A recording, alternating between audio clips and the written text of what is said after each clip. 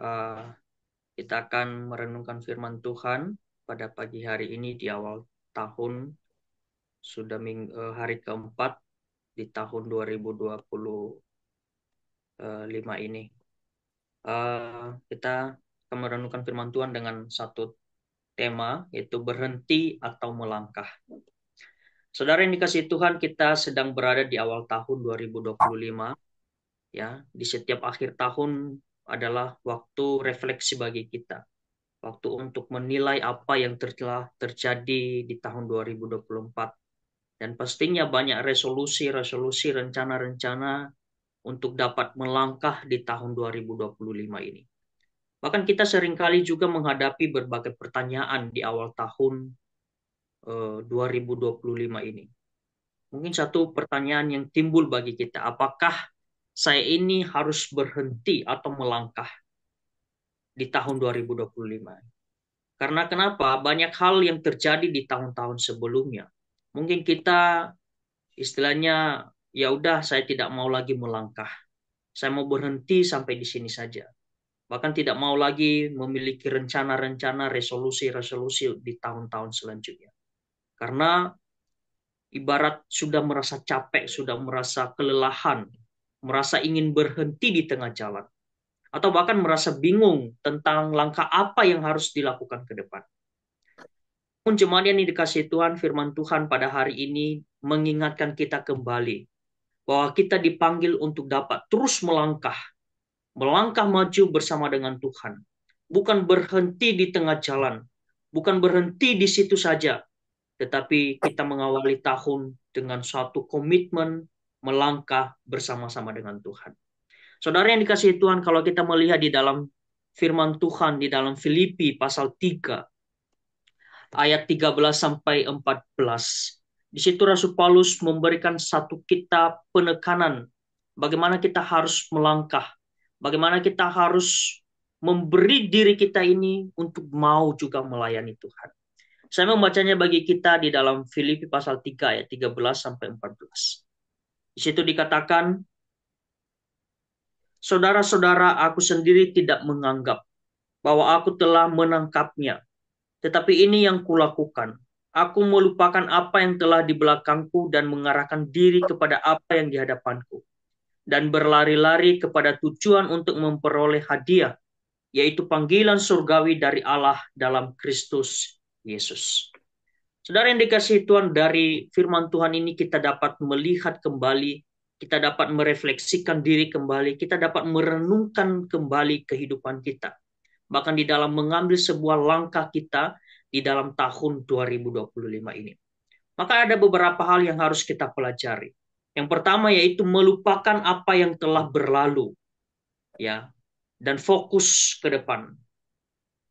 Saat kita memasuki tahun baru, banyak dari kita mungkin membawa beban dari tahun lalu. Mungkin sebuah kegagalan, sebuah kekecewaan, atau sebuah keberhasilan yang kadang membawa sebuah tekanan. Dan saat itulah kita dihadapkan pada pilihan.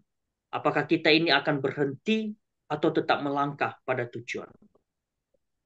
Saudara yang dikasihi Tuhan, jika di dalam kita perhatikan di dalam ayat 13 ini, Rasul Paulus mengatakan bahwa aku melupakan apa yang telah di belakangku.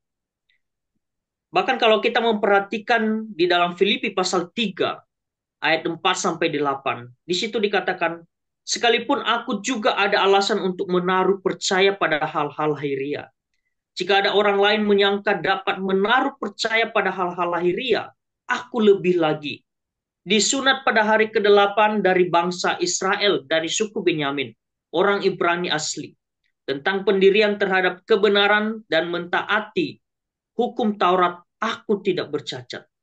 Tetapi apa yang dahulu merupakan keuntungan bagiku, sekarang kuanggap rugi karena Kristus.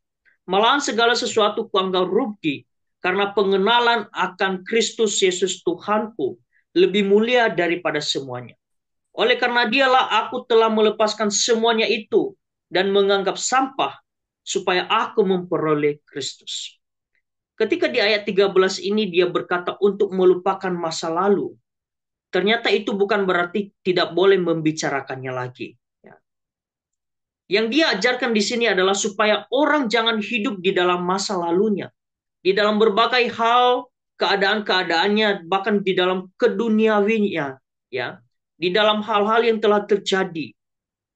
Ya, masa lalu boleh dibicarakan hanya untuk dijadikan sebuah pelajaran yang berharga, sehingga memberikan kita hikmat di dalam menjalani tahun selanjutnya.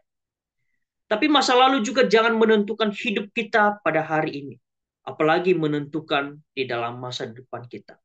Sehingga Rasul Paulus mengatakan mengarahkan diri untuk lebih fokus lagi ke depan. Mengarahkan diri untuk fokus kepada Tuhan yang telah memberikan kita kekuatan sampai saat ini. Ya, di dalam berbagai sharing-sharing tadi dari rekan-rekan, banyak hal yang telah terjadi kita lewati di tahun 2024, bahkan tahun-tahun sebelumnya. Tetapi kita bisa ada sampai saat ini oleh karena penyertaan Tuhan. Oleh karena anugerah Tuhan, oleh karena kekuatan yang telah Tuhan berikan bagi kita. Sehingga Rasul Paulus memberikan kita satu pemahaman untuk terus mengarahkan diri. Fokus pada satu tujuan yang telah Tuhan berikan bagi kita.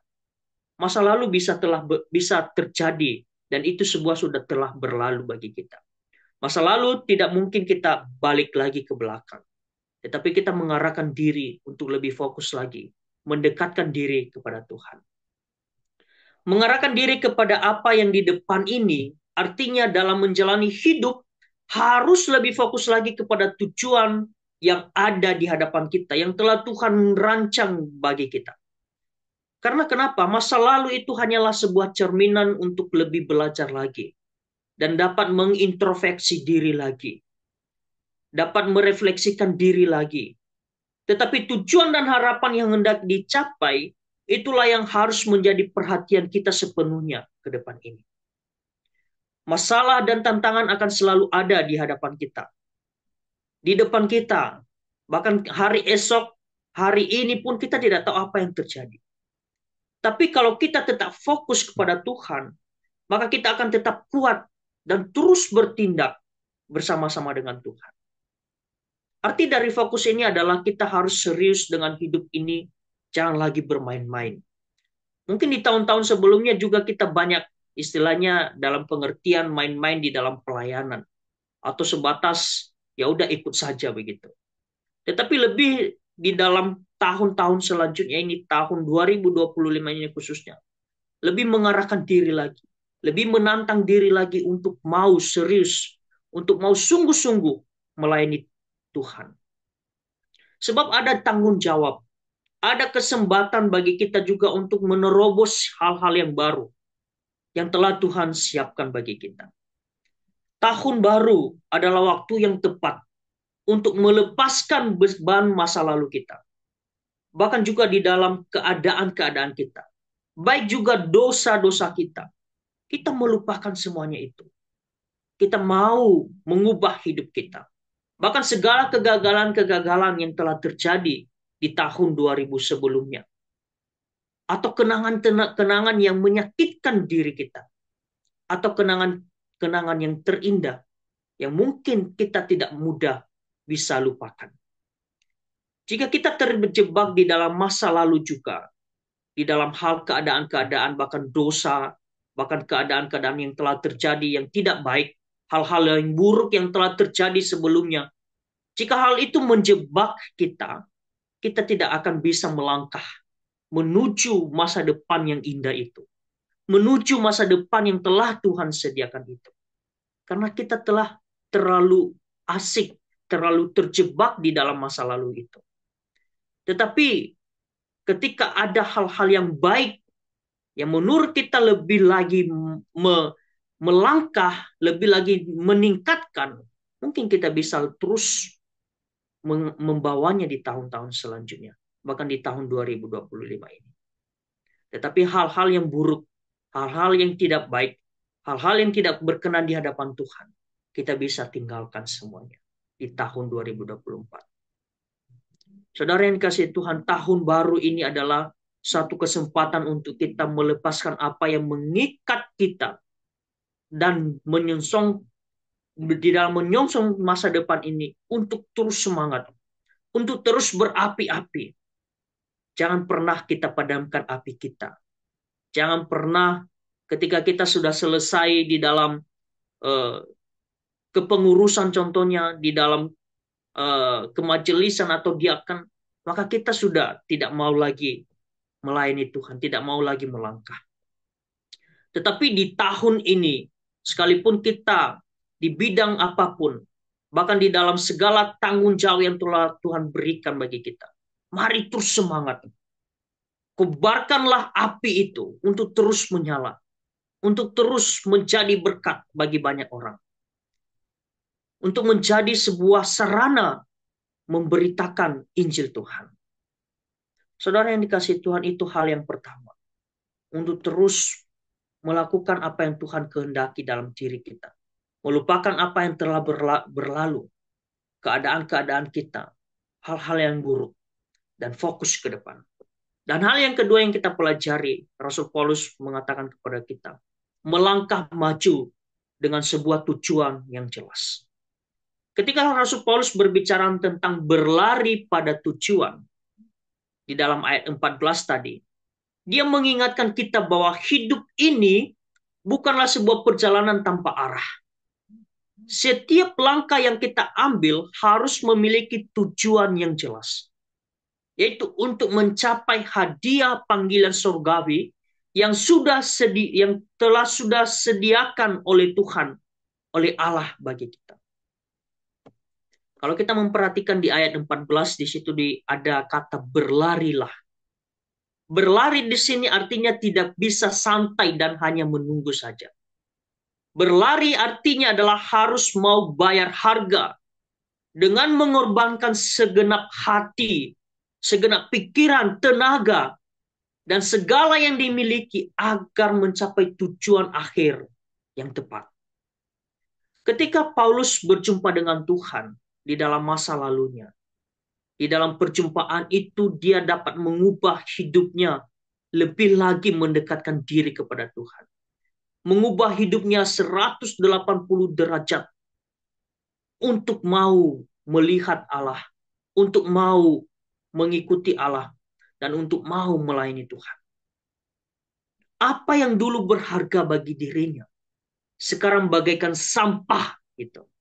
Ya. Rasul Paulus yang sekarang telah menemukan tujuan hidupnya yang sempurna, di mana dia telah mengenal Allah di dalam Kristus. Maka di dalam dirinya, Yesus Kristus adalah segala-galanya. Dia lebih berharga, mau dipakai oleh Tuhan, mau dipakai untuk melayani Tuhan.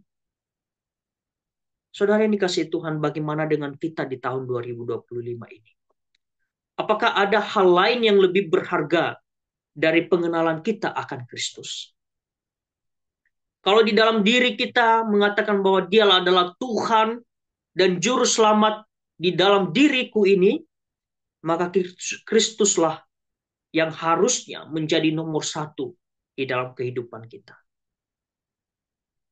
Meskipun banyak hal-hal, rencana-rencana kita, resolusi kita di tahun-tahun 2025 ini.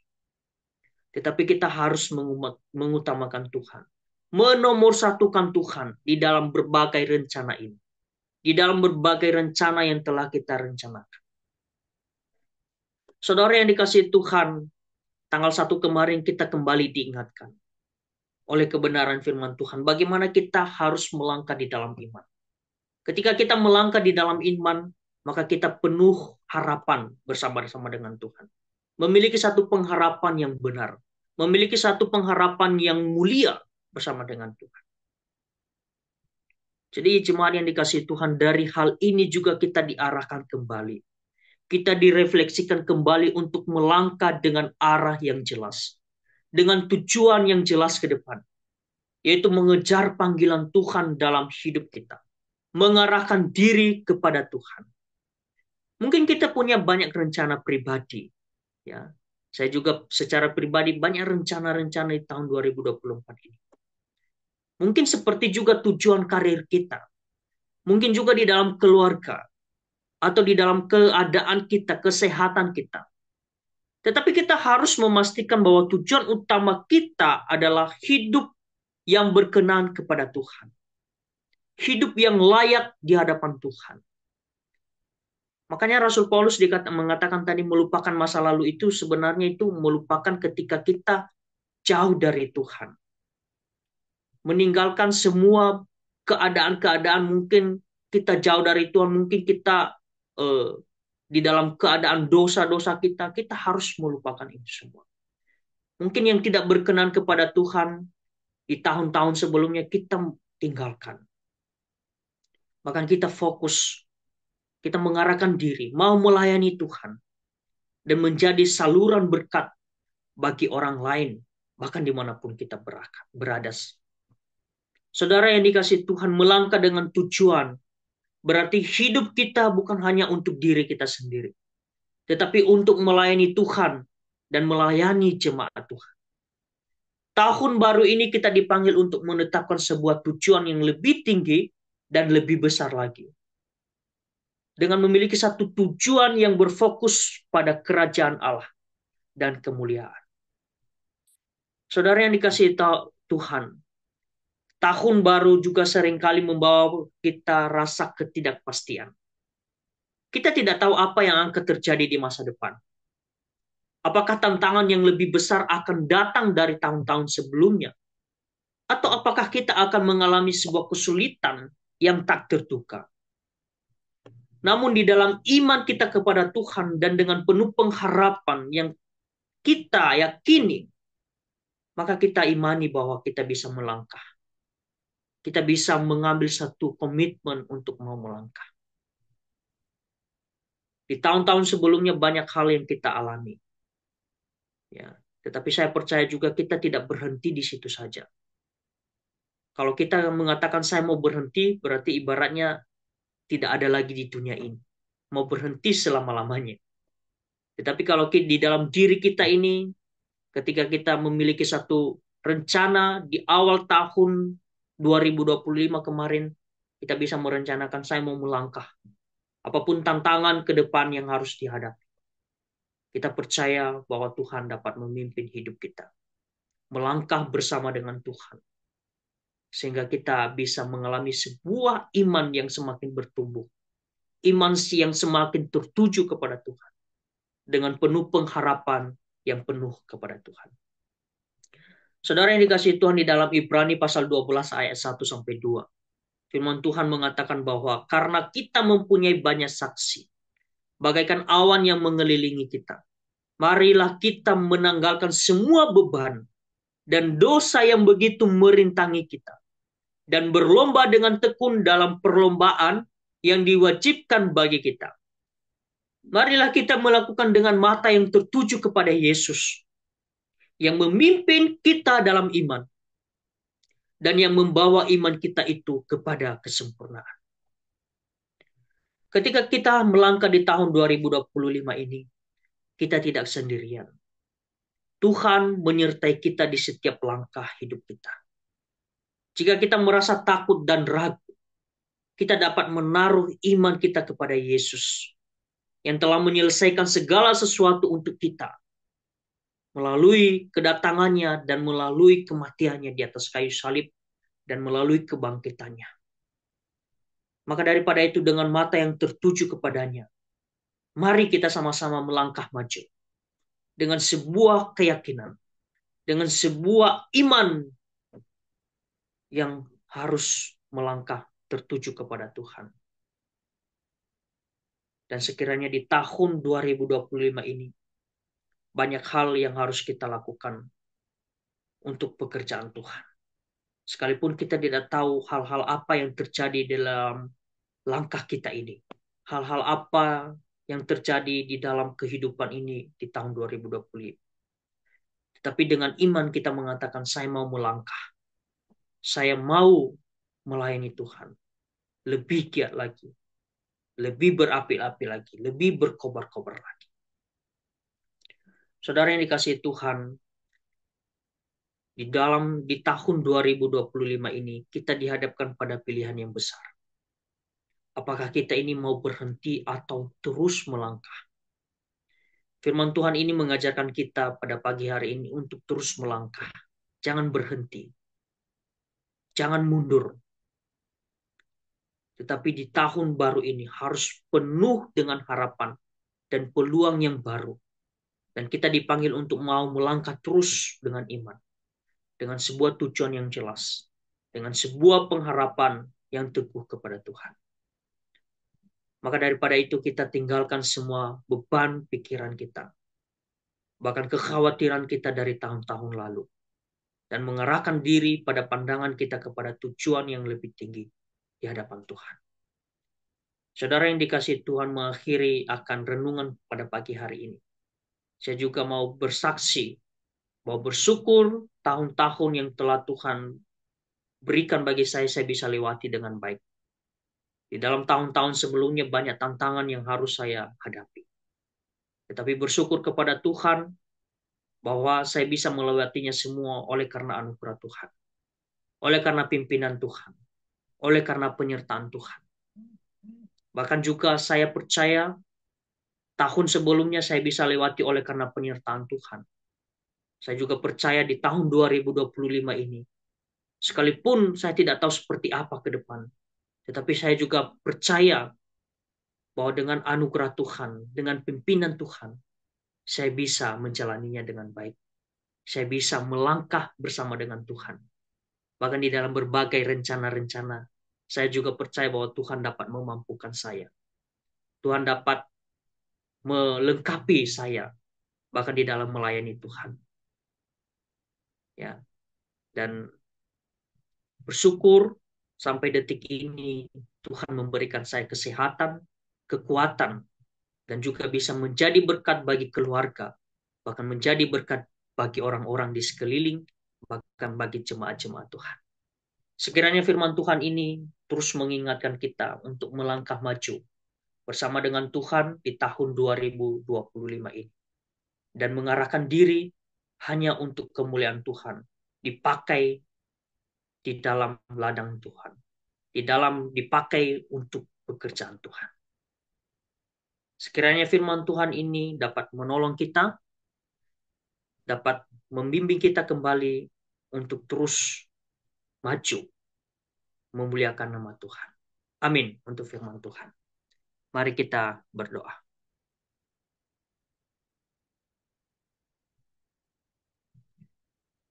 Bapa di